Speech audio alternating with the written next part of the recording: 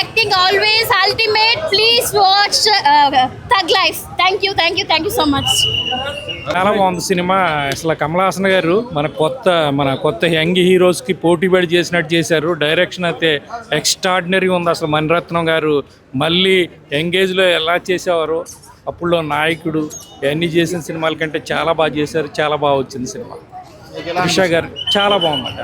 Extraordinary ఉంది. Songs కానీ Trisha action అయితే చాలా బాగుంది. సింబు అందరూ బాగా చేశారు. ఒక గ్యాంగ్ వార్ మూవీ.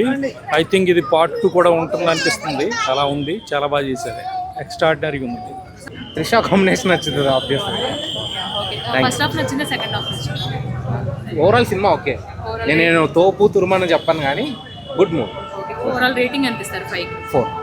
ఫస్ట్ నుంచి లాస్ట్ వరకు ఒక హై మూమెంట్ కూడా లేదు. చాలా మంచి స్టార్ కాస్ట్ ఉంది, కానీ అవన్నీ సరిగ్గా యూటిలైజ్ చేసుకోలేకపోయారు. చూసుకుంటే కనుక అభిరామి గారు, కమల్ హాసన్, అశోక్ సెల్వన్, శంభు చాలా పెద్ద కాస్ట్ అండి. అయినా కానీ సరిగ్గా యూజ్ చేసుకోలేదు. ఒక సింగిల్ మూమెంట్ కూడా హై లేదు. Complete let down movie. ఇది మణిరత్నం మూవీలా అసలు అనిపించలేదు. మణిరత్నం కమల్ హాసన్ అంటే నాయకన్ తర్వాత చాలా ఎక్స్పెక్ట్ చేసాం, కానీ అసలు అంత ఏం లేదు. కమల్ హాసన్ గారు కూడా పెద్దగా ఏం లేదు. పెద్ద కాంట్రవర్సీ కామెంట్స్ చేయడం తప్ప, ఏదో తమిళ్ నుంచి కన్నడ పుట్టిందని ఇలాంటి కామెంట్ చేయకుండా మూవీ మీద కాన్సన్ట్రేట్ చేసి ఉంటే చాలా బాగుండేది. I'm telling that. Could have been more interesting. మాకు ఇంట్రెస్టింగ్ అనిపించింది అంటే కమల్ హాసన్ ఫ్యాన్స్. కమల్ హాసన్ యాక్షన్ ఎంత ఇంట్రెస్టింగ్ ఉంది. సింబు గారు యాక్టింగ్ బాగుంది. సినిమా పేరు ఏంటన్నా? తగ్ లైఫ్ కదా. తగ్గింది లైఫ్ లేదు సినిమాలో. ఎందుకు తీసారనే క్లారిటీ తెలియట్లేదు. కథ చెప్పాలనుకున్నారా, డ్రామానా ఏంటి అనే క్లారిటీ అయితే నాకు కనిపించలేదు. సో క్యారెక్టర్స్ పెర్ఫార్మెన్సెస్ బాగున్నాయి. ఏమో ఏంటి అని మధ్యలో కమల్ హాసన్ గారిలో భారతీయుడు అలా వచ్చాడు అనమాట. ఆ గెటప్ కానీ అది కానీ భారతీయుడు ఎందుకు వస్తున్నాడు, ఇది మణిరత్నం గారి సినిమా కదా, శంకర్ గారు ఎందుకు వస్తున్నారు అనే ఒక క్లారిటీ కూడా అర్థం కాలేదు. అసలు ఏంటి కాన్సెప్ట్ ఏంటి, ఎందుకు తీశారు, డబ్బులు ఎక్కువైపోయా, లేదంటే అన్ని ఊర్లో తిరగాలనిపించిందా మణిరత్నం గారికి కూడా. ఏవో 4-5 ప్లేసులు చూపించారు, దుబాయ్ అని, గోవా అని, ఇంకోటి ఏవేవో.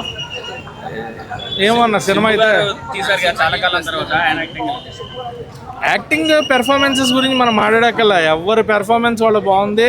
కాకపోతే లక్ష్మీరాయి గారిని ఐశ్వర్య లక్ష్మి గారు ఆవిడ ఎందుకు పెట్టారా అనేది క్లారిటీ రాలేదు. ఉంది ఆవిడ క్యారెక్టర్ ఇంపార్టెన్స్ ఉంది, కానీ అది స్టార్టింగ్ నుంచి చూపించి ఉంటే ఒక వైబ్ ఉండేది. క్లైమాక్స్లో ఒక చిన్న పాటలాగా పెట్టేశారు. అండ్ పార్ట్ 2 లీడ్స్ ఏం లేవు. సినిమా అయితే యావరేజ్ కూడా కాదు, బిలో యావరేజ్ అన్న. Kamal as usual rocked it. A.R. Rahman rocked it. Very good movie. Thorough entertainer. You can watch it for sure. Thank you. Kamal's acting, of course. Maniratnam's direction, A.R. Rahman music. All three were fantastic. Simbu was good too. Trisha was okay. Yeah. But songs are fantastic. A.R. Rahman rocked it. BGM was also awesome. Thorough entertainer. Please watch it. Thank you. STR மட்டும் தான் பேசுவேன். So எனக்கு எதுவும் தெரியாது. கமலும் தமிழ் தான்.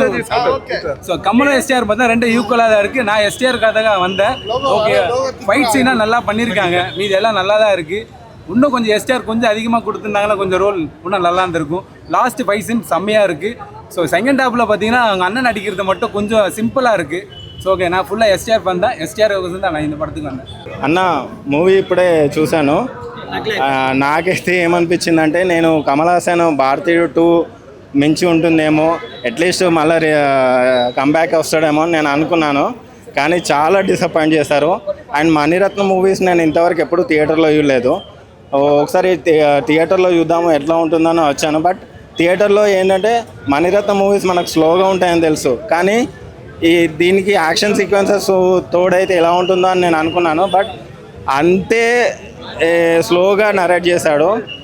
నేను ఒకటే చెప్తున్నా ఆడియన్స్కి, ఎవరికైతే 2.5 hours మాకు పేషెన్సీ ఉంది, మేము ఒకటే చోట కదలకుండా కూర్చుంటామని అనుకుంటారో వాళ్ళు మాత్రమే వచ్చి చూడవచ్చు. త్రిషాన్ అయితే తన బ్యూటీ అయితే చాలా, సినిమాటోగ్రఫర్ ఎవరో కానీ చాలా బాగా చూపించారు.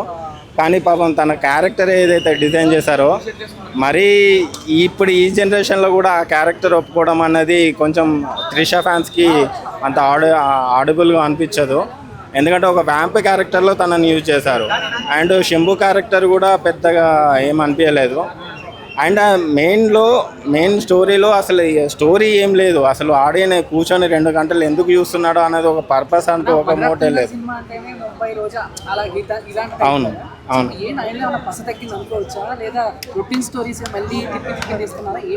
నాకు అదే అర్థం కావట్లేదు భయ్య.